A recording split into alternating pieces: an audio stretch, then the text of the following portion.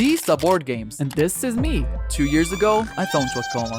But I woke up, and the first thing I did was spend almost 200 hours turning Minecraft into a fully playable board game. This includes the working dice, movable pieces, and custom game mechanics to make the game actually fun. And I did all of that without using any mods, meaning it's fully playable on vanilla Minecraft. But first, where did this idea even come from? Well, my friends got me playing this mobile game called AshIsReal. It's basically that board game you probably know as Ludo, but on your phone. And while I'm sitting there playing it, I thought, what if I made this in Minecraft, only using data packs and resource packs? I mean, it can't be that hard, right?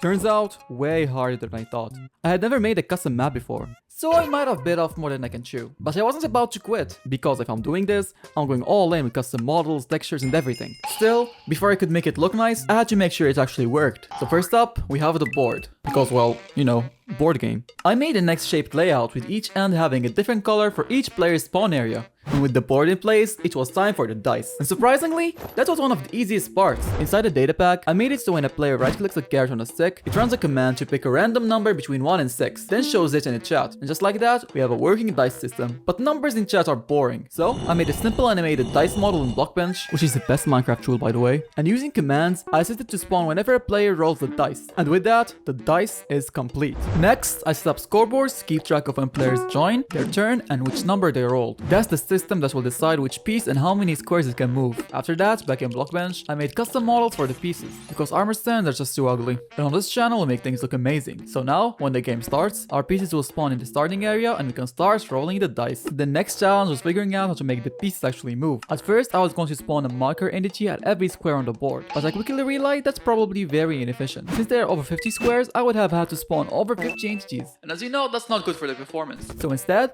I spawned a single marker entity in the middle of the board. Then I used scoreboards to store each square's coordinates relative to that middle marker. It did take a wall of commands to set up, but it was worth it. Now if I want to move the board, I just need to move the middle marker and all the other squares will follow it. What's left now is making it so it can actually interact with the pieces. For that, I used interaction entities and a few commands to check if a player clicks on a piece. If they do, it updates the piece's placement score based on the number they rolled, which then teleports it to its new location. Okay, so at this point, I'm feeling pretty good. We have a working dice, a nice board, and pieces that can move around it. But this is where things got way more complicated, because it was time to code the actual game mechanics. This board has two main mechanics, capturing and blocking. Capturing is when your piece lands on a square occupied by an enemy piece. If that happens, the enemy piece gets removed from the board, or captured, and sent back to its starting area. And every time you capture a piece, you get 10 bonus points. You can use those points to move any one of your pieces around the board. As for blocking, it's when two or more of the same color pieces occupy the same square. Doing so will turn that square into a blockade, which is basically like a wall that prevents any piece from passing through it, including your own pieces. And coding that was a bit more complicated, because I had to check if two pieces of the same player are on the same square. And if they are, it will mark that square in every square after it as unavailable, until the player opens the blockade by moving one of those pieces. So now, if a player rolls a number that will land them on a square that has a blockade, or any square after it, they will have to either move a different piece, or if they don't have any other pieces, their turn will be skipped and they will have to wait until the blockade is opened by the other player. I also added a save zone system, which is basically a bunch of squares on the board where pieces cannot be captured, even if an enemy piece lands on it. Instead, it will form a blockade with both of those pieces. With all the game mechanics finally working, it was time to make this thing actually look good. I started by building a better base for the board. I wanted it to look like 4 giant towers holding the board up. It was inspired by this screenshot I found on Pinterest. After that, I made some custom textures for the different squares on the board. This is good because it makes it easier to see which squares are safe zones, and also makes the board look way more interesting.